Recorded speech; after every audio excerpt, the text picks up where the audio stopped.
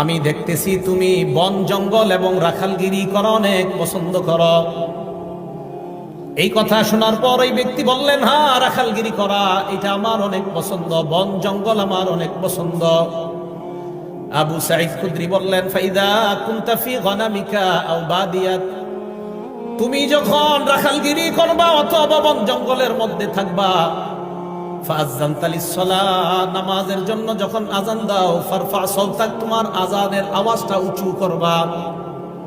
ওই ব্যক্তি বলেন, আযানের আওয়াজ উঁচু করব কেন? আবু সাঈদ খুদরি বলেন, ফাইন্নাহু লা ইয়াসমাউ মাদা সাওতিল মুআজ্জিনি জিন্নুন ওয়ালা ইনসুন ওয়ালা শাইউন ইল্লা শাহিদা লাহু ইয়াউমাল কিয়ামাহ, কেননা মুয়াজ্জিনের আযানের আওয়াজ জিন, ইনসান এবং যারাই শুনতে পায় কিয়ামতের ময়দানে আল্লাহর কাছে মুয়াজ্জিনের পক্ষে সাক্ষী হয়ে যায়।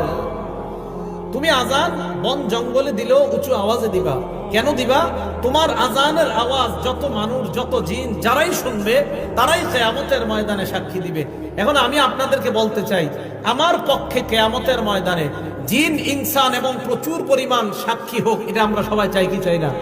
এই জন্য মসজিদে আযান দিবেন। আযানের আওয়াজ যত দূরে যাবে, যারা আপনার আযানের আওয়াজ শুনবে কিয়ামতের ময়দানে আল্লাহর কাছে বলবে, আল্লাহ, এই ব্যক্তির আযানের আওয়াজ আমরা শুনছি, আমরা তার মাগফিরাতের পক্ষে আপনার কাছে সাক্ষী দিলাম।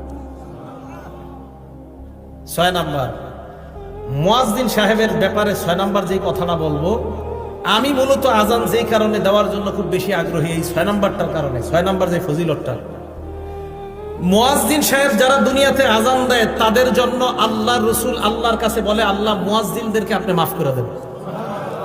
আর কি চান? রাসূল সাল্লাল্লাহু আলাইহি সাল্লাম বলছেন।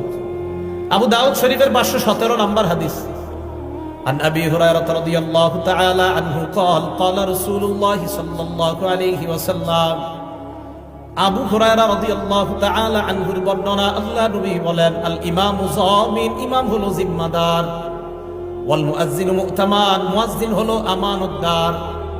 নবীজি বলেন, আল্লাহুম্মা আরশিদিল আইম্মা, আল্লাহ দুনিয়ার সমস্ত ইমামদেরকে তুমি পথ প্রদর্শন করো, পথ প্রদর্শন করো, সঠিক পথে তুমি পরিচালনা করো, সঠিক পথ দেখায় দাও দুনিয়ার সব ইমাম সাহেবদেরকে।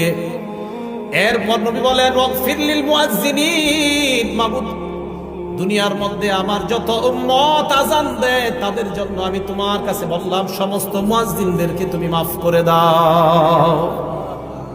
তাহলে আপনি আল্লাহ রাসূলের দোয়া পাবেন, যে রাসূল সাল্লাল্লাহু আলাইহি সাল্লাম মুয়াজ্জিনের জন্য আল্লাহর কাছে বলছে, আল্লাহ, আপনি দুনিয়ার সব মুয়াজ্জিনদেরকে মাফ করে দেন।